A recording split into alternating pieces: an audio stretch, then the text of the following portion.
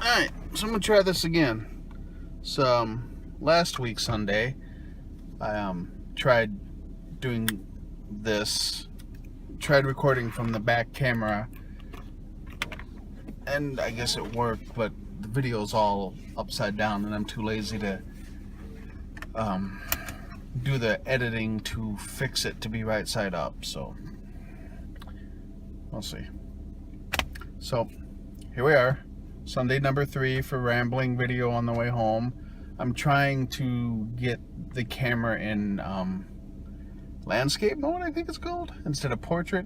So it's lengthwise instead of vertical. So I talked about wanting to head out to the Milwaukee Comic-Con because my wife asked to go, and we went. We had fun. We ran across we ran across one of her friends there. They were selling buttons and t-shirts and neat little buttons. I guess I'm weird. I like designs on buttons, but when it comes time to actually purchasing a button, then I seem to lose. There's a odd difference between enjoying artwork on buttons and then paying for said artwork. I'm a weird, cheap, stingy bastard, I know.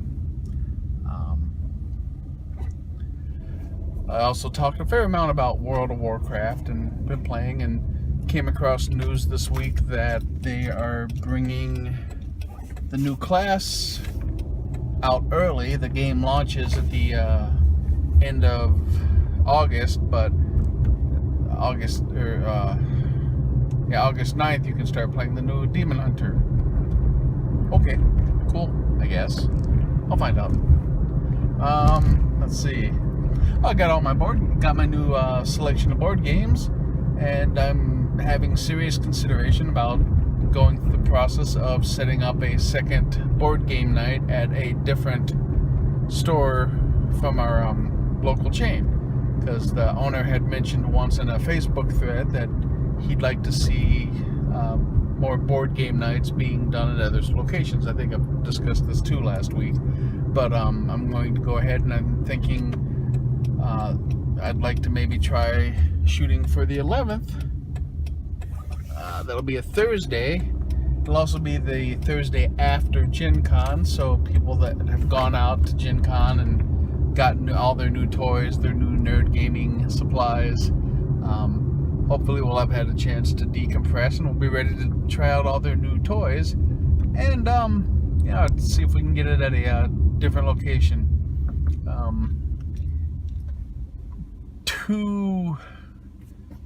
I would consider them pretty much stalwart fellow board gamers. One, it's not very local to, and he's already expressed some doubt as to his participations, simply on the merit that it's not close to home, and the whole point of gaming at the one location is that it's right next to his house. That's motivation I can certainly understand. And then our other, what I would consider stalwart gamer, it's not too far from his house, but Thursday nights don't work well for him. So in talking to other people that also live closer at this other location, it's further away for me, but I've got a bunch of board games, as I've mentioned, that I want to get to playing. So if I have to travel a little further to get more board gaming in, I will do it. I'm okay with it. But I have 2 other people that have expressed interest, both at Thursday night and at the location I'm thinking about doing, my game store, Game Universe.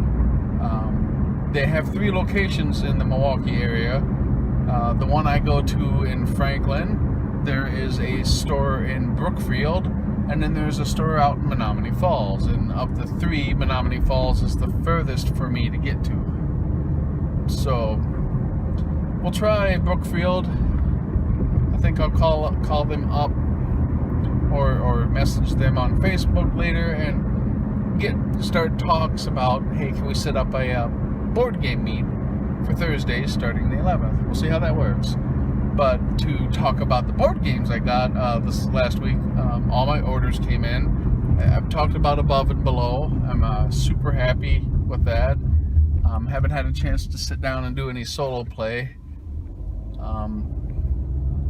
I will, I guess they call it goldfishing. I'll goldfish a game. You know, I'll take all the parts and I'll compete against myself just to get the gameplay mechanics in. But I haven't had a chance to sit down with any of these new ones yet and do that. But I got Above and Below earlier. It's been difficult to get online. I think they're in between printings because the company will be starting a new Kickstarter for a sequel to Above and Below called Near and Far. Nice little theme going on there. I like it. I'll have to watch the video to see if it's going to be a Kickstarter I feel I want to get in on. I got my copy of Betrayal at the House on the Hill. Look forward to hopefully getting some gameplay of that in. And then I got my Valeria Card Kingdoms box set in. And super looking forward to getting some more play of that in.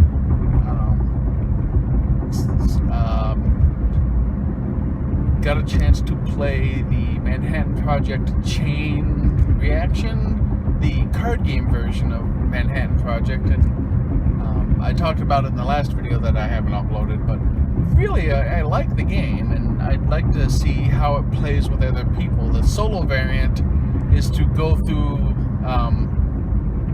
the event deck one time and see how many points you can earn, and so far I've gone like 34 points and then 31 points, so I don't know how much of that's beginner's luck or what, but I really like the game and I want to see how it plays with other people. Sounds like there's definitely some take that type mechanics, some interaction between other players in building these bombs.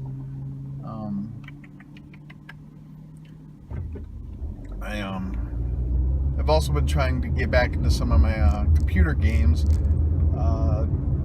I tried loading up yesterday SOMA. I don't remember where I'm at or what I'm supposed to be doing, so I'm afraid I might have to start that over. A little annoyed with that. So I shut that down. I tried loading up Deponia, another adventure. SOMA is a first-person adventure game, survival horror kind of thing. I have no idea where I'm at in the story, so I don't remember what the hell I'm supposed to do. Deponia is a throwback to the old point-and-click adventure style game, and I know at some point you come back to the beginning of the game, and that's where I'm at now. So I'm at an area that it's the same area as where you start the game, but I don't know what the hell this is doing, so I got to start all over on that one too. And so both of that kind of made me. So I loaded up Inside and started playing through that for a second time, and that game is amazing. It's been talked about before, and it really does live up to the hype. I think $20 for a 4-hour game is pricey. I got it on a Steam sale, but even still, it's a super short game, but it's worth it. I mean, I've said from the get-go that Limbo was an absolutely worthwhile purchase, and this is the spiritual successor to Limbo. May or may not be set in the same universe, may not be a sequel at all, but Limbo did a lot of interesting things to get you emotionally invested in the game. Inside goes a step further, and they do it through a very kind of minimalistic way. There's no UI, there's no here's your health, there's no indicators of what to do. It's somewhat linear. You're going left to right for a good chunk of the game, but that's okay, because that journey from left to right and the occasional up and down it's a really good game. It's the kind of game I've heard, and I agree with that. It's a game you can show non-gamers, and you can say this is why I play video games. This is yeah. I still agree with that, and I think I'm gonna have to Shanghai my wife into watching or playing it, because it's just that good. Thought about loading up Rocket League, because I finally got that on a Humble Bundle sale, and I got a couple other games from that, and I probably should load those up. I'm looking more to play some of they're more multiplayer kind of things, so when some of my Twitch streamers that I like to follow play them, I'll try and get in on some of those games if I can. Let's see, still playing Pokemon Go, only a level 14 trainer, because honestly for me, the most I can get to the game to get out and about is when I'm driving, and I just cannot justify loading the game up and flicking away at the screen to get the Pokestops to try and catch Pokemon. I've done it, and anytime something super interesting shows up, I pull over, but I always am a little concerned about paying too much attention to the phone sitting here than the road out there, so I avoid it.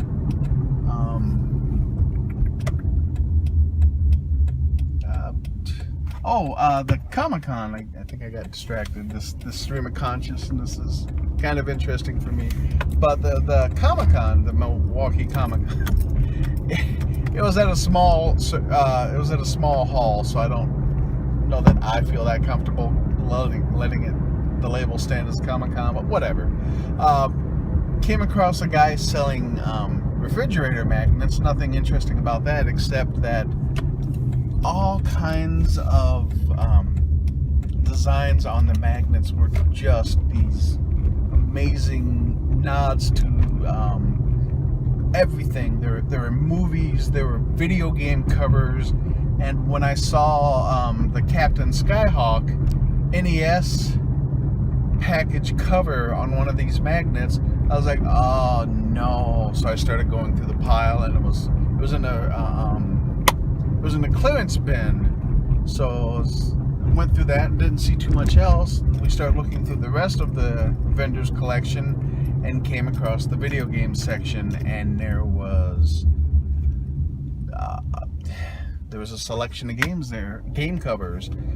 There was also like recreation of scenes, the iconic scenes, Sonic popping up out of the Sonic the Hedgehog logo, Link in the cave being told it's dangerous to go alone, take this. Those are the ones that stood out in my mind, but I mean, I probably picked up like 8 magnets, and at one point we were starting to wander over into the movie covers. He had a bunch of magnets with movie covers, and I gravitated toward The Princess Bride right away, because that's a movie my wife and I both love. And then I started looking at everything, and I'm like, oh wait, there's too much here. Maybe I need to narrow it down to kind of preserve some level of money. So I started looking at this big pile of magnets I had in hand, and I'm like, I'm going to go with the stuff that's most nostalgic for me, that comes from my childhood, and try and keep it limited. So I wound up just going with some very classic old Nintendo game covers that had just the digital art. I did pick up Final Fantasy and the first Legend of Zelda recreation magnets, because even though they didn't fit in with the let's just get the stuff that recreates digital scenes, they were still very much a very nostalgic chunk of my past, and those are all sitting on my fridge. And the Captain Skyhawk cover, the only reason I picked it up is because I wanted to get it for a friend of mine. It was a game that we played a lot, and I don't speak to him nearly as much as I should, and it'll be kind of a thing of, hey dude, saw this, thought of you, how you doing? It's kind of like an icebreaker, I don't know.